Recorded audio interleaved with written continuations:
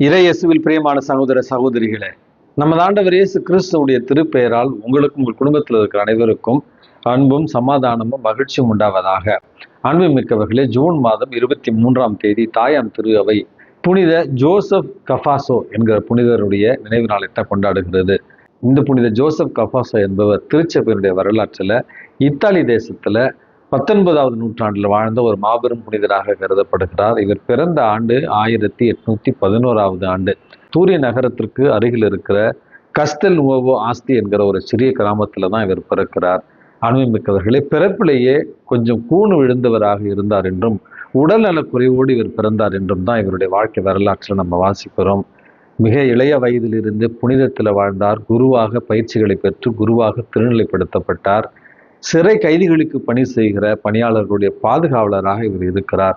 அதுவும் மிக குறிப்பான விதத்தில் மரண தண்டனை விதிக்கப்பட்ட கைதிகளுக்கு இவர் இறை வார்த்தையை அறிவித்து நல் மரணத்திற்காக அவர்களை ஆயத்தம் செய்த ஒரு குருவானவர் என்றும் சிறை கைதிகளுடைய பாதுகாவலர் என்றும் இவர் அழைக்கப்படுகிறார்.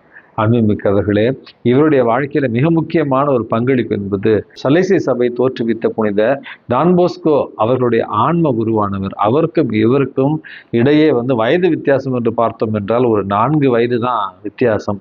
இருந்தாலும் தூய டான்போஸ்கோ இவரை தன்னுடைய ஆன்ம குருவாக ஏற்றுக்கொண்டார். தன்னுடைய வாழ்க்கையில ஒரு மிக முக்கியமான வழிகாட்டியாகவும் முன்னோடியாகவும் ஏற்றுக்கொண்டார்.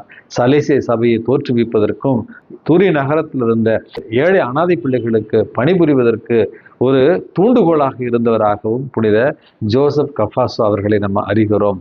வாழ்நாள் முழுவதும் சிறை கைதிகளுக்காகவும் ஏழை எளிய மாணவ மாணவிகளுடைய கல்வி வளர்ச்சிக்காகவும் மற்றும் ஆத்மாக்களை மீட்டெடுக்கிற ஒரு பணியிலும் ஈடுபட்ட புனித ஜோசப் கஃபாசோ வயது மூப்பின் காரணமாகவும் உடல் நலத்தின் காரணமாகவும் இறைவனடி சேர்ந்தார்.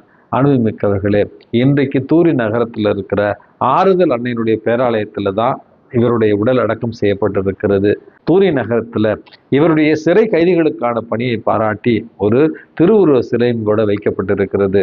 அனுபவமிக்கவர்களே, இந்த புனித கஃபாசோவை போல இறை அரசு பணியில நம்மை முழுவதுமாக ஈடுபடுத்திக் கொள்ள வேண்டிய ஒரு வரத்திற்காக இன்றைக்கு மன்றாடி ஜெபிப்போம்.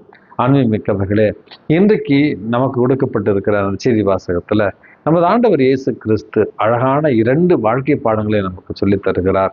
முதலாவது, புனிதம் என்றால் என்ன என்பதை நமக்கு இன்றைக்கு தெளிவுபடுத்துகிறார். புனிதமானது எது என்பதையும் இன்றைக்கு நமக்கு தெளிவுபடுத்துகிறார். இரண்டாவது ஒரு செய்தியாக, நம்முடைய வாழ்க்கையில நம்முடைய தெரிவுகள், சாய்ஸஸ் என்று சொல்லுகிறோம் அல்லவா, அதை எப்படி தெரிவு செய்ய வேண்டும், நல்ல முடிவுகளை எப்படி எடுக்க வேண்டும், இறைவனுக்கான நம்முடைய நிலைவாழ்விற்கான முடிவுகளை எப்படி எடுக்க வேண்டும் என்கிற அழகான பாடங்களை தான் இன்றைக்கு சொல்லித் தருகிறார். முதலாவது, வாழ்க்கையில எது புனிதமானது என்பதை நம்ம புரிந்து கொள்ள இன்றைக்கு முயற்சி செய்வோம். தூய்மையான எதையும் பண்டிகைகளுக்கு முன் போடாதீர்கள் அப்படி என்கிற ஒரு வரிகளை இன்றைக்கு நம்ம வாசிக்கிறோம். இதை வாசிக்கிற நேரத்துல என்ன ஃபாதர் சொல்ல வராரு அப்படின்னு நம்ம சந்தேகிக்கலாம். அனுபவமிக்கவர்களே, தூய்மையானது என்பது இறைவன் நமக்கு கொடுத்திருக்கிற இந்த கிறிஸ்தவ நம்பிக்கை என்பது, தூய்மையானது என்பது இறைவன் நமக்கு கொடுத்திருக்கிற 7 அருட்சாதனங்கள். அதுல மிக முக்கியமானது நமக்கு அன்றாடம் ஆன்ம உணவாக நமக்கு கொடுக்கப்பட்டிருக்கிற திருப்பலி என்கிற நற்கருணை. 3வது தூய்மையானது என்பது இறைவன் நமக்கு கொடுத்திருக்கிற இறை வார்த்தை. 4வது தூய்மையானது என்பது இறைவன் நமக்கு கொடுத்திருக்கிற இந்த பேரு, அதாவது கடவுளுடைய பிள்ளைகள் என்று நம்மை உயர்த்தி இருக்கிற அந்த பேரு, அந்த ஆசீர்வாதம். ஆகவே இவைகளெல்லாம் தூய்மையானது.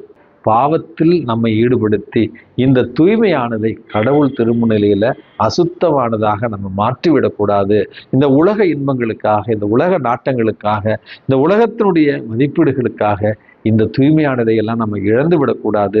புனிதத்துல வாழ வேண்டும் என்பதைத்தான் தூய்மையானதை எவையும் நீங்கள் பண்டிகைகளுக்கு முன் போடாதீர்கள் என்கிற செய்தி நமக்கு தெளிவுபடுத்துகிறது. இரண்டாவது, நம்முடைய வாழ்க்கையில நம்ம கற்றுக்கொள்ள வேண்டிய அழகான பாடம் என்பது நம்முடைய வாழ்க்கையில தெரிவுகள் அல்லது சாய்ஸஸ், நாம் எடுக்கிற முடிவுகள். நாம் எடுத்த முடிவுகளுடைய மொத்த உருவமாகத்தான் இன்றைக்கு நம்ம இப்படிப்பட்ட ஒரு வாழ்க்கையை வாழ்ந்து கொண்டு இருக்கிறோம். இந்த செய்தியை கேட்டுக்கொண்டு இருக்கிற நேரத்துல நீங்கள் மகிழ்ச்சியாக இருந்தால், மன நிறைவோடு இருந்தால், நன்றி உணர்வோடு இருந்தால், நிறைவாக இருந்தால், நீங்கள் எடுத்த முடிவுகளின் விளைவாகத்தான் இப்படிப்பட்ட ஒரு நல்ல நிலை நீங்கள் அடைந்து இணைந்திருக்கிறீர்கள். ஒருவேளை இந்த செய்தியை கேட்கிற நேரத்துல மனதுல ஒரு அழுத்தத்தோடு அல்லது வெறுப்போடு அல்லது வாழ்க்கையில எதுவுமே சாதிக்கவில்லையே, ஏன் வாழ்க்கை எனக்கு இப்படி இருக்கிறது என்று எதிர்மறையான எண்ணங்களோடு நீங்கள் இருந்தால் நாம் எடுத்த முடிவுகளின் விளைவாகத்தான் நாம் இப்படி இருக்கிறோம். அப்படி என்றால் இன்றைக்கு நாம் எடுக்கிற முடிவுகளை வைத்து நாளை நமக்கு நிறைவானதாகவும் ஆசீர்வாதமானதாகவும் மாற வேண்டும் என்றால் நம்முடைய முடிவுகள் நல்ல முடிவுகளாக, நேர்மையான முடிவுகளாக, ஒழுக்கமான முடிவுகளாக, புனிதமான ஒரு முடிவுகளாக, கடவுளுக்கான ஒரு முடிவுகளாக இருந்தால் நிச்சயமாக நம்முடைய வாழ்வு நிறைவான ஒரு வாழ்வாக, ஆசீர்வாதமான ஒரு வாழ்வாக மாறும் என்பதையே இரண்டாவது செய்தியாக கொடுக்கிறார். அப்படி என்றால் நம்முடைய வாழ்க்கையில 2 விதமான வாயில்கள் இருக்கின்றன. குறுகிய வாயில் அல்லது அகலமான ஒரு வாயில். அகலமான ஒரு வாயில் என்பது இந்த உலகப்போக்கான ஒரு வாழ்வு, பணம், செல்வம், அந்தஸ்து, அதிகாரம் அப்படி என்று சுகபோகமாக வெறும் இன்பத்தை மட்டுமே தருகிற பாதை என்பது இன்றைக்கு உலகத்துல அகண்ட பாதையாக, அகலமான ஒரு பாதையாக இன்றைக்கு நமக்கு தெரிகிறது. கொள்கை, கோட்பாடு என்று வாழ்ந்த பல நேர்மையான உன்னதமான அரசியல்வாதிகள் எல்லாம் இன்றைக்கு பணத்திற்காக விலை போகிற ஒரு காட்சிகளை இந்தியா முழுவதும், தமிழகம் முழுவதும் கொஞ்சம் கொஞ்சமாக நம்ம பார்த்து கொண்டிருக்கிறோம்.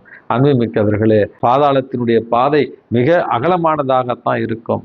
பாவத்தினுடைய பாதை மிக பெரிதாகத்தான், அகலமானதாகத்தான் இருக்கும். ஆனா உண்மையான குறுகிய பாதையில நம்ம நடக்க வேண்டும்.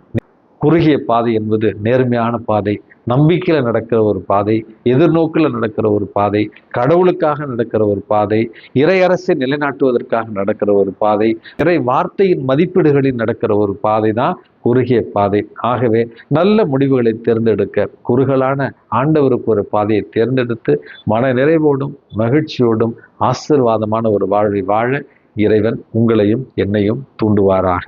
எல்லாம் வல்ல இறைவன் தந்தை, மகன், தூய ஆவி உங்களையும் உங்கள் குடும்பத்தில் இருக்கிற அனைவரையும் நிறைவாக ஆசீர்வதித்து பாதுகாத்து வழி நடத்துவாராக. ஆமென்.